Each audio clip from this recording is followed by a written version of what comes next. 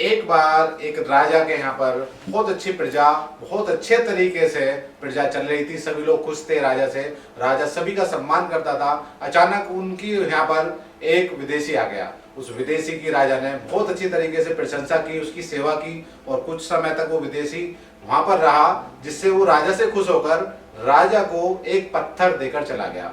अब राजा को पत्थर मिला तो राजा ने अपने जो सलाहकार थे मंत्रिमंडल में उस पत्थर को दिया और कहा कि आप इसकी मूर्ति बनवाइए।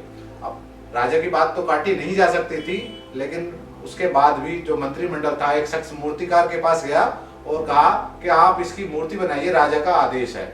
अब जैसे ही मूर्तिकार ने 50 से ज्यादा उसको चोट लगाई, लेकिन वो पत्थर नहीं टूटा। आखिरकार उस मूर्तिकार ने उसको मना कर दिया मंत्रिमंडल को कि इसकी मूर्ति बन ही नहीं सकती है।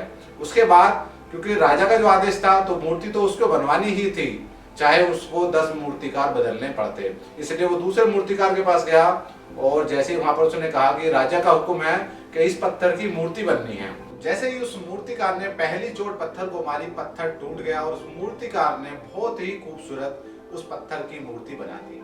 और उस मूर्ति के बदले में राजा ने उसको 100 अशर्फी उसको उपहार में दी, जिस वजह से उस मूर्तिकार काफी मालामाल हो गया।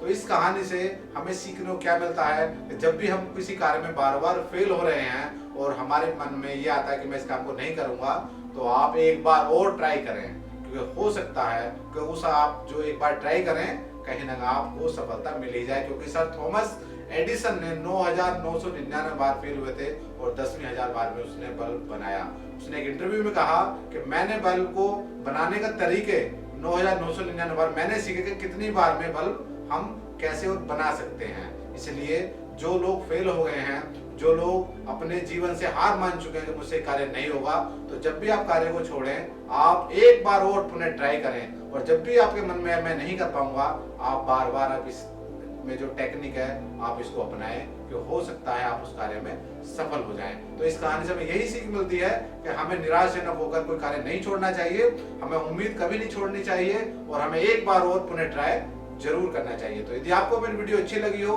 तो लाइक करें, शेयर करें, सब्सक्राइब करें।